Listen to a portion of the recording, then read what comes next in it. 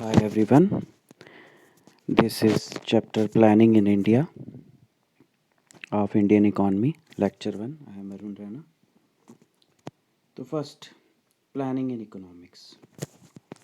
What do you mean by planning? Planning का मतलब क्या होता है?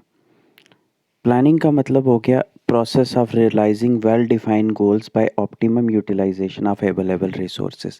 Planning का मतलब हो गया कि हमारे पास जितने resources हैं उनको यूज़ करके मैक्सिमम यूटिलाइजेशन निकाली जाए। मतलब जैसे घर में ही आपके पास इनकम होती है, फादर की इनकम होती है, उसको वो प्रॉपरली यूटिलाइज करके उसमें से मैक्सिमम बेनिफिट निकालते हैं, वो आगे planning.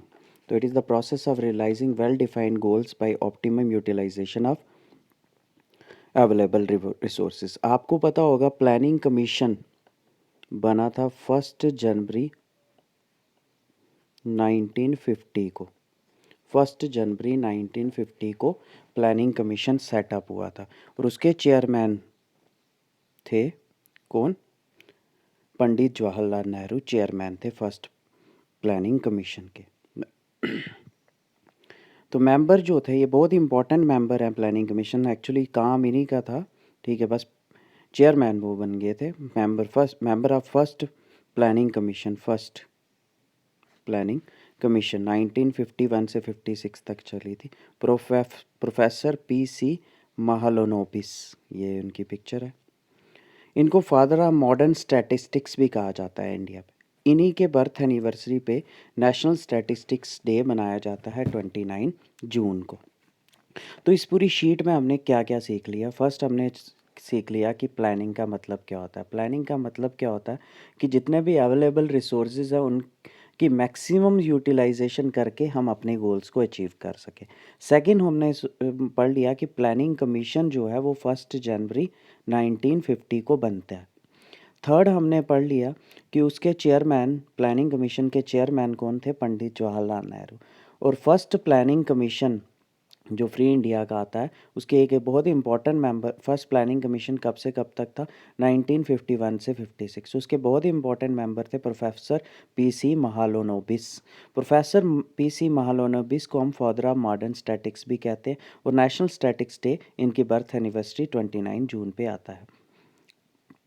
Next, for the first time introduction पढ़ते हैं हम प्लानिंग इन इंडिया की। सबसे पहले मैं आपको एक बात क्लियर करता हूँ, these are the basics for UPSC. अगर आप कोई भी यूपीएससी क्लियर करना चाहते हो, कोई भी एग्ज़ाम क्लियर करना चाहते हो, अगर आप बेसिक स्टडी करना चाहते हो तो वो 1 बाय 1 मैं चैप्टर के थ्रू करवाऊँगा। ऐसे क्या हो जाता है, आप यूपीएससी करो, एसएससी करो, कुछ भी करो तो क्रैमिंग हो जाती है। ये आपको बोर कर सकता है लेक्चर, लेकिन क्रैमिंग नहीं होगी और आहिस्ता आहिस्ता फिर आप स्टार्ट करोगे स्टडी तो वो बेटर रहेगी, आपको नॉलेज होगा कि हुआ क्या था। अदरवाइज क्रैमिंग आज ये आ गया प्लानिंग कमीशन का सेकंड प्लान ये कहता था।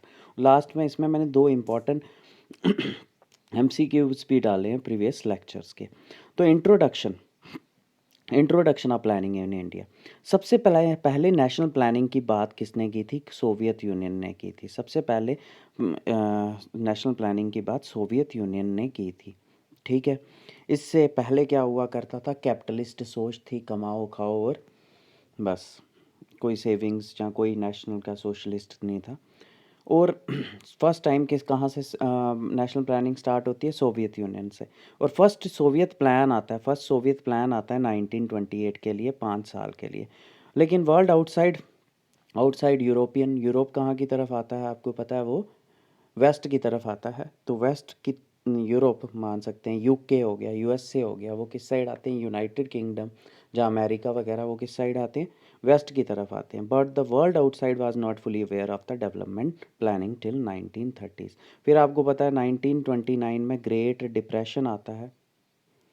1929 में सारे जो बैंक्स होते हैं कहाँ पे? ऑल बैंक्स ऑफ ये यूएसए, यूके, ये क्या हो जाते हैं? बैंकरप्ट हो जाते हैं। फिर उनका थोड़ा सा प्लानिंग की तरफ ध्यान जाता है। Next slide.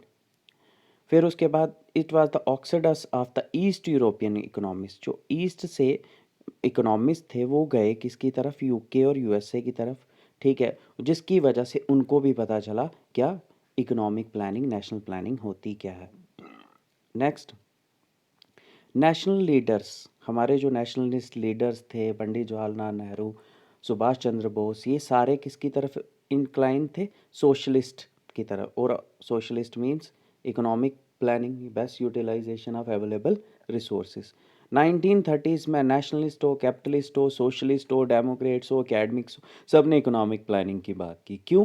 क्योंकि ग्रेट डिप्रेशन हुआ था 1929 में। कहाँ पे? यूके और यूएसए में। उसका थोड़ा इम्पैक्ट इंडिया पे भी पड़ा, क्योंकि India was also a colony of UK. Next, independent India was दस डेस्टिनाइड टू बी प्लान्ड इकॉनमी। इससे ये क्लियर हो गया कि इंडियन इकॉनमी जो है प्लान्ड इकॉनमी बनी। इकोनॉमिक हिस्ट्री अगर हमने इंडिया की पढ़नी हो, वो कुछ नहीं है, हिस्ट्री ऑफ प्लानिंग। प्लानिंग कैसे आई? तो हम स्टार्ट करते हैं background and planning in India.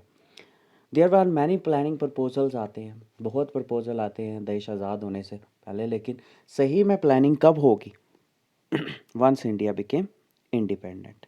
ठीक है, तो उनमें से कुछ प्रपोजल्स हम यहाँ पे मेंशन कर रहे हैं। फर्स्ट है विश्वेश्वराय प्लान। विश्वेश्वराय प्लान, तो विश्वेश्वराय याद रखना, ये एक सिविल इंजीनियर थे और दीवान रह चुके थे मैसूर के। इन्होंने पहली बार एडवोकेट किया आइडिया प्लानिंग इन इंडिया, और कब? 1934 में। जिस तरह से आपने पढ़ा होगा कॉन्स्टिट्यूएंट असेंबली की बात भी किसने की थी? एम.एन. रॉय ने 1934 में की थी पॉलिटी में। उसी तरह से 1934 में भी planning in economic planning in India की बात भी किसने की थी? विश्वेश्वराय ने की थी, एम विश्वेश्वराय ने की थी। ठीक है, तो इन इस famous book the planned economy of India, तो प्लान्ड इकॉनमी फॉर इंडिया किसने बुक लिखी हुई है? वो किसने लिखी हुई है? एम विश्वेश्वराय ने 19। उसने 10 ईयर प्लान दिया, 10 ईयर प्लान। ठीक है, अभी पहले प्लानिंग कमीशन 5 ईयर था, अब नीति आयोग हो गया। उसने 10 ईयर प्लान दिया और बोला कि इसका एम होगा डबल करना income of the country. Next, इसका मेन एम्फेसिस किस पे था? इंडस्ट्रियलाइजेशन। इसलिए हम ये बोल सकते हैं कि इसकी ये भी जो प्लानिंग थी, ये कहीं ना कहीं यूएसए के कैपिटलिस्ट मेथड से इंस्पायर थी। सो एज टू, इससे होगा क्या? अगर इंडस्ट्रियलाइजेशन होगी, पॉपुलेशन डिपेंडेंट ऑन एग्रीकल्चर क्या हो जाएगी? कम हो जाएगी। His plan was more on the lines of capitalist economy followed in the USA and Turkey. Next, ये प्लान कब आता है? विश्वेश्वराय प्लान कब आता है? 1934 में। मेंशन अपनी इन्होंने बुक में किया है, the planned economy for India. ठीक है, ये हाँ, इसको फॉलो तो नहीं करती है British government, because British government तो प्लानिंग के, मैं इंडिया में कहाँ, इंडिया को तो लूट के लेना चाहती थी। लेकिन इससे national planning among educated citizens of the country वो अरोज हो जाती है। Though there was no follow by the British government on this plan, it arose an urge for national planning among the educated citizens of the country. Next आता है FICCI proposal. FICCI क्या है? Federation of Indian chambers of commerce and industry, और ये भी क्या है? Capitalist सोच से इंस्पायर है। कब बना है फिकी? अगली स्लाइड में आप देखोगे 1927 में। 1934 में ये भी बोलते हैं, even as a capitalist capitalist economy, ये भी नेशनल प्लानिंग की बात करते हैं। इसके प्रेसिडेंट उस टाइम पे थे एन.आर. सरकार। वो कहते हैं कि ये टाइम आ चुका है कि लेजिस फेयर को ख़त्म करो, मतलब प्राइवेटाइजेशन को ख़त्म करो, और एक बैकवर्ड कंट्री लाइक इंडिया के लिए एक क्या चाहिए? इकोनॉमिक डेवलपमेंट की ज़रूरत है। तो क्या है? फिकी ने भी 1934 में यही प्रपोजल दिया था कि नेशनल प्लानिंग होनी चाहिए। Next slide, federation of Indian chamber of commerce and industry कब इस्टेब्लिश हुआ था? 1927 में। किसके एडवाइस पे? महात्मा गांधी। और किसने किया था? जी.डी. बिरला एंड परशोत्तम दास ठाकुर दास। ठीक है, तो किसके कब इस्टेब्लिश हुआ था फिक्की? 1927 में। किसके एडवाइस पे? महात्मा गांधी। और किसने फाउंडर कौन थे? जी.डी. बिरला और Purshottam Das Thakur Das. It is the largest, oldest and apex business organisation in India. जैसे अपेक्स कोर्ट, सबसे बड़ी कोर्ट कौन सी है? सुप्रीम कोर्ट है इंडिया। उसी तरह से सबसे बिजनेस ऑर्गेनाइजेशन की सबसे बड़े ऑर्गेनाइजेशन इंडिया में कौन सी है? वो है फिक्की। हेडक्वार्टर इसका न्यू दिल्ली में है, दिल्ली कर देना यहाँ पे, न्यू दिल्ली में है। और इसके प्रेसिडेंट हैं संगीता रेड्डी, और सीईओ हैं, प्रेसिडेंट है इसके संगीता रेड्डी, सीईओ हैं Pawan Kumar Agarwal. Next, next laissez faire क्या होता है, अभी आपने पढ़ा, मतलब प्राइवेटाइजेशन, यानी प्राइवेटाइजेशन जिसका गवर्नमेंट का कोई भी इंटरफेरेंस नहीं होगा, an economic system in which transaction between private parties are absent of any form of government intervention, regulation, privileges, imperialism, tariff, subsidies। ठीक है। नेक्स्ट अब हम आज के न्यूमेरिकल्स देखते हैं जो आपने लास्ट टाइम पढ़े भी हैं। Consider the following statement. First assertion, in India only the central government can make development plans. ठीक है कि सेंट्रल गवर्नमेंट डेवलपमेंट प्लान्स बना सकती है सिर्फ। इकोनॉमिक और सोशल प्लानिंग जो है union list in 7 schedule of the constitution आता है। तो इनमें से कौन सी स्टेटमेंट ठीक है? तो अगर आपको याद हो, हमने पिछले लेक्चर्स में पढ़ा है कि इकोनॉमिक और सोशल प्लानिंग कौन सी लिस्ट में आता है? कॉन्करेंट लिस्ट में आता है 7 शेड्यूल ऑफ द कॉन्स्टिट्यूशन। तो ये वाली स्टेटमेंट तो गलत होगी। नेक्स्ट है कि क्या अगर कॉन्करेंट लिस्ट में आता है तो क्या सिर्फ सेंटर उस पे लॉज बना सकती है? नहीं, centre as well as state. तो इसका आंसर हो जाएगा कौन सा? D part, both A and R incorrect. Assertion भी इनकरेक्ट है और रीजन भी इनकरेक्ट है। ठीक है। हाँ, in India only the central government plans नहीं बना सकती, सेंटर भी बना सकती है और स्टेट भी, क्योंकि ये कॉन्करेंट लिस्ट में। लेकिन ज़्यादा प्रिविलेज किसकी रहेगी? कॉन्करेंट में सेंटर की रहेगी।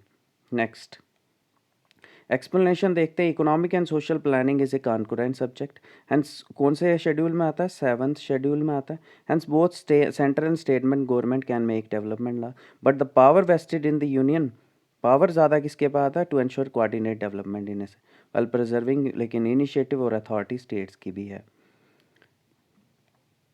Next, a growing economy is one. क्या होती है growing economy? Rising GNP at constant price, rising GNP at current price, constant GNP at current price, none of the. Answer तो दे दिया, अब इसके हम डिस्कस करते हैं। सबसे पहले है जीएनपी। जीएनपी क्या होती है? Gross national product. Gross national product क्या होती है? कितनी हमारे रेजिस्टेंट्स जो हैं, नॉर्मल रेजिस्टेंट्स कितना final goods and services produce करते हैं, कितने final goods and services produce करते हैं एक ईयर में, उसको कहते हैं जीएनपी। रियल नेशनल इनकम हुई है, real national income for that matter हम जीएनपी लेते हैं। Enable us to make a year to year comparison of change in the volume of output of goods and services, change in volume of output of goods and services. GNP से हमें पता चलता है कि हमारे normal जो resistance हैं, हमारी कंट्री के जो रेजिस्टेंस हैं, चाहे वो बाहर हमारी कंट्री के अंदर हमारी कंट्री के जो रेजिस्टेंट्स हैं, ठीक है, चाहे वो अब्रॉड काम कर रहे हैं, वो कितने गुड्स एंड सर्विसेज प्रोड्यूस कर रहे हैं, वो जीएनपी में इन्वॉल्व है। GNP monetary value of all final goods and services produce by normal residents in a financial year. Real national income enable us to make a year. अब next point involve होता है कि constant price और current price का क्या है। Constant price क्या होता है? कांस्टेंट प्राइस हो गया विद रिस्पेक्ट टू, यहीं पे क्लियर हो जाएगा आपका। कांस्टेंट प्राइस हो गया with respect to base year, base year के विद रिस्पेक्ट। यहाँ पे monetary value of all final goods and services लिया with respect to base year. Constant price में बेस ईयर लिया जाता है। इंडिया में इस टाइम पे बेस ईयर क्या है? 2011-12 बेस ईयर है। ठीक है, तो क्या होता है? कांस्टेंट प्राइस में क्या लिया जाता है? With respect to base year लिया जाता है, 2011-12 है। उसमें क्या देखा जाता है? सिर्फ कि वॉल्यूम कितनी फाइनल गुड्स एंड सर्विसेज की। अब देखो, प्राइस तो चेंज हो सकता है, वो डिफरेंट रीजंस हो सकते हैं उसकी इन्फ्लेशन के, लेकिन कितने, हमारा मेन मकसद क्या है? अब आप घर में इनकम मैटर नहीं करती, आप कितना काम कर रहे हो वो मैटर करता है। ठीक है, तो उसी वे में कांस्टेंट। और करंट प्राइस क्या हो गया? करंट प्राइस हो गया जिसमें आप प्राइस को भी काउंट करोगे। हर साल जैसे जैसे प्राइस चेंज होगा वैसे वैसे आपकी चेंज होगा, वैसे वैसे ही, मतलब जीएनपी एट कांस्टेंट प्राइस सिर्फ डिपेंड करता है फाइनल गुड्स और कितने अमाउंट, कितना volume of goods and services produce कर रहे हो, not on price. GNP at current price depend करता है 2 फैक्टर्स के ऊपर, volume of goods and services और दूसरा प्राइस के ऊपर भी। तो इनमें से इकोनॉमी ग्रोथ, ग्रोइंग इकोनॉमी किसको बोलते हैं हम? Growing economy. ग्रोइंग इकोनॉमी में हम सिर्फ यही देखेंगे कि volume of goods and services कितना प्रोड्यूस हो रहा है उस चीज़ को देखेंगे, कितना लोग काम कर रहे हैं वो चीज़ देखेंगे। ये चीज़ मैटर नहीं करती, प्राइस तो इंटरनेशनल मार्केट का चेंज होता रहता है, वो इफ़ेक्ट नहीं करेगा। तो नेक्स्ट इसी को हम देखते हैं, national income at current price. If goods and services produced in year are valued at current price. अगर गुड्स और सर्विसेज जो प्रोड्यूस हो रही हैं उनको प्राइस देखेंगे at current price, we get national income at current prices. Current price refer to price prevailing in the year in which goods and services are produced. National income at current price is called national income। अगर हम current price पे देखें तो उसको कहते हैं कौन सी income? Nominal national income। Nominal real national income किसको कहते हैं? National income at constant price। तो next इसको देखते हैं।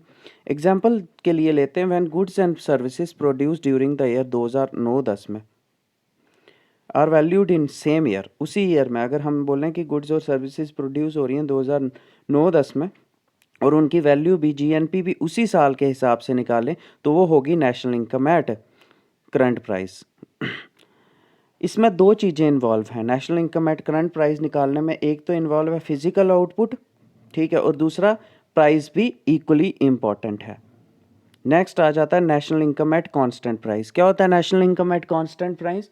इसमें क्या देखा जाता है, सिर्फ वॉल्यूम को देखा जाता है और प्राइस किसके विद रिस्पेक्ट लिया जाता है? बेस ईयर के। If goods and services produced in year are valued at fixed prices of the base year, we get national income. Constant price refer to price prevailing in the base year. A base year को बहुत ही carefully choose किया जाता है। In India now 2011-12 is treated as base year.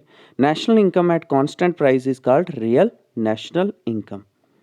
Next example, अगर goods और services produce होती हैं 2015-16 में तो उनको वैल्यू किया जाएगा कि बेस ईयर 2011-12 के हिसाब से हमारी क्या ग्रोथ है। इसको कहेंगे national income at constant price for the year 20, इधर लिखना फॉर द ईयर 2015-16।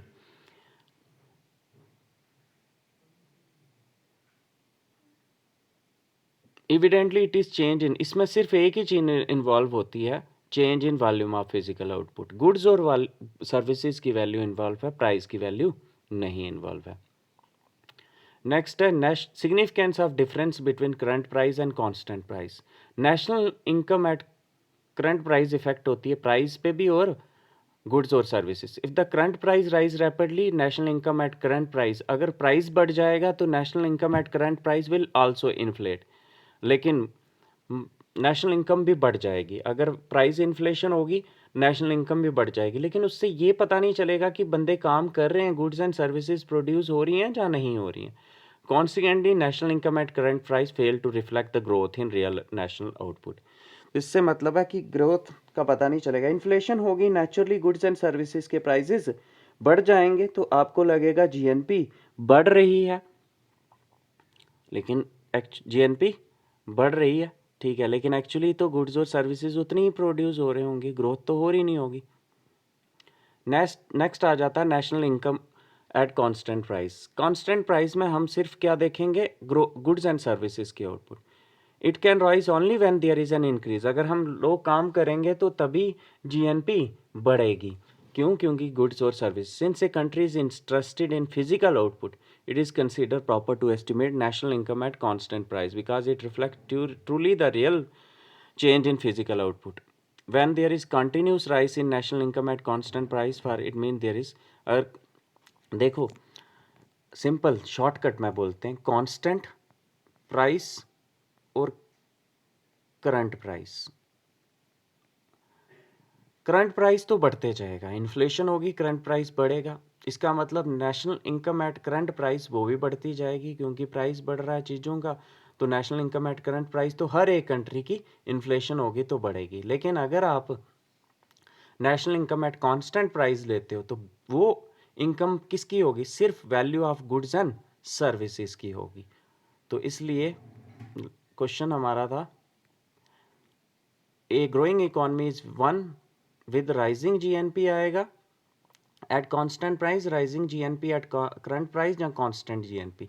तो rising GNP at current price अगर हम फिर दोबारा से डिस्कस करें जीएनपी ग्रॉस नेशनल प्रोडक्ट कितना हमारे जो नॉर्मल रेजिस्टेंट्स हैं वो कितना गुड्स और सर्विसेज प्रोड्यूस उस करते हैं, उसकी मॉनेटरी वैल्यू को कहते हैं। कांस्टेंट प्राइस का मतलब है बेस ईयर के विद रिस्पेक्ट ले रहे।